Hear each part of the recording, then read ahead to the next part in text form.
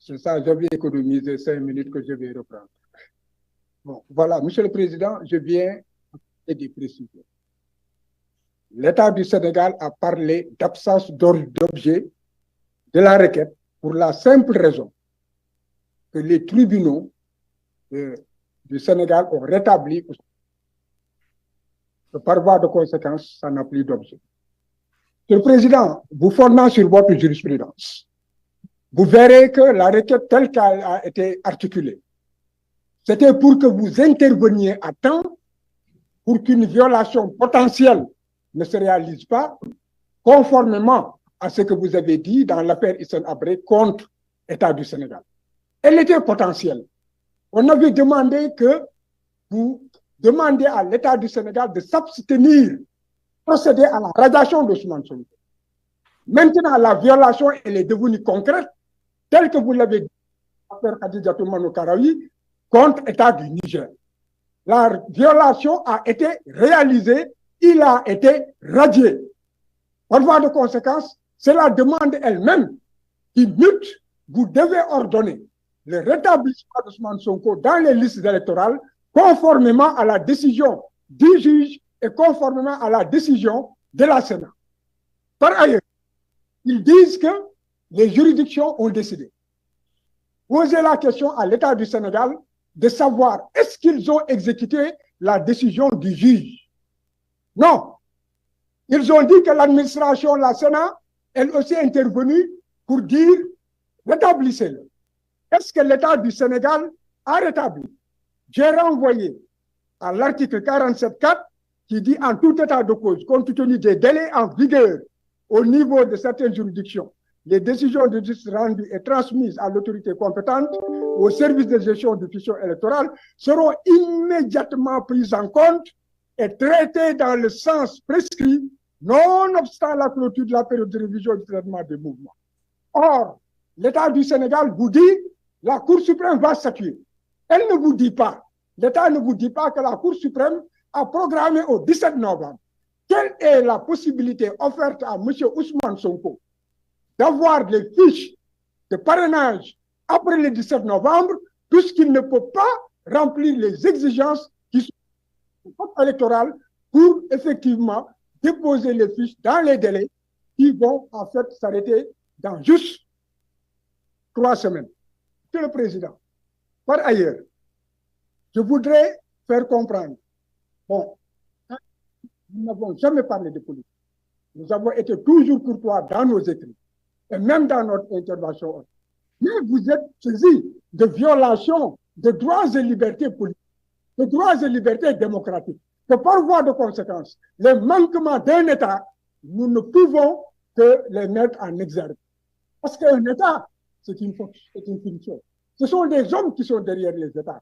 Ce sont les hommes qui commettent en fait toutes les violations dont on parle. Et Monsieur le Président, que l'État n'a contesté aucune des allégués qui sont très graves. Et par rapport à cela, il plaira à la Cour de répondre favorablement aux mesures provisoires. Sinon, il est manifeste que l'État n'a pas l'intention de réinscrire Ousmane malgré les décisions nationales. Donc, il vous appartient, Monsieur le Président, de les ordonner et de permettre qu'il y ait une égalité dans la compétition électorale qui est déjà rompue. Mais nous sommes sûrs que cet homme, que le peuple adulte, même s'il disposait de 2 semaines, réussira à avoir tous les parrainages qu'on lui demande.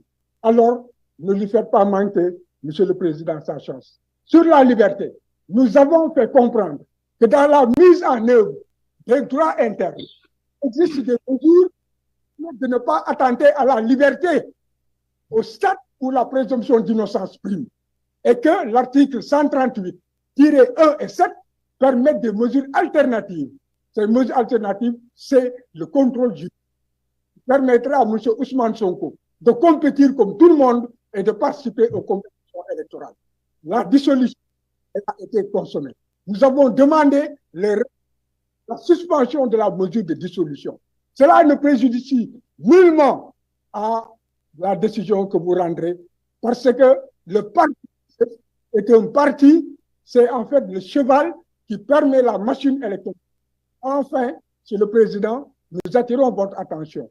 On ne peut pas partir de la parole ou de la position d'un homme pour porter grief à une personne normale, à une personne morale qui a une autonomie et une personnalité juridique qui lui est propre. Monsieur le Président, nous finirons par vous renvoyer respectueusement aux vidéos dont on parle. Les vidéos qui ont été falsifiées, la vérité a été rétablie. Vous verrez que la façon dont on présente cet homme,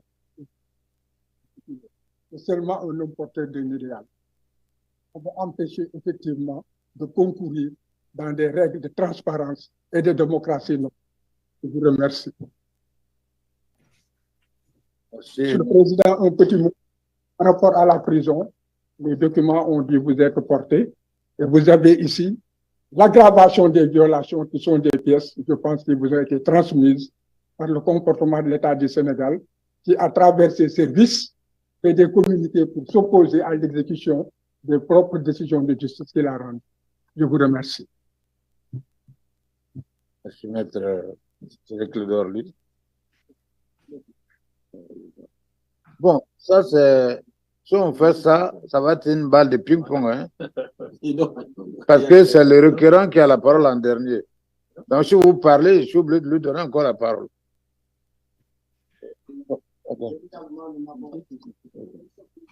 Et à nous entendre parler. On vous a donné des informations. Parmi les informations, l'agent judiciaire qui devait prendre la parole, parmi les données, il y en a qui sont soit erronées, soit ils ont des canevas d'informations que nous n'avons pas. On vous a dit que la Cour suprême a programmé une audience le 17 novembre. C'est faux. Je tenais à dire que cela est faux. On vous demande un contrôle judiciaire. Je tenais à vous dire que on vient vous demander, de vous saisir de la situation d'un Sénégalais détenu au Sénégal, alors qu'on méprise le juge d'instruction sénégalais. Aucune demande de liberté n'a été adressée au juge sénégalais. Que l'on me produise dans le dossier une seule décision de refus d'une demande provisoire. On vous dit également, tantôt on vous dit c'est dans 3 jours, tantôt on vous dit c'est dans 3 semaines. Les parrainages se terminent en décembre, le 23 ou le 25 décembre. Ce n'est pas demain. La Cour suprême, elle programmera son audience cette semaine, au plus tard en début de semaine. On vous dit que le parti a été dissous. Et que là, on vous demande une mesure, alors qu'il y a un recours pour excès de pouvoir au Sénégal. On vous dit que l'État du Sénégal n'a pas répondu aux violations alléguées. L'État du Sénégal dit qu'entre la relation des faits, le répertoire de toutes les chartes, de tous les articles qui parlent de droits de l'homme, il y a ce qui manque, c'est-à-dire l'imputation de faits qui soient susceptibles d'être qualifiés de violations.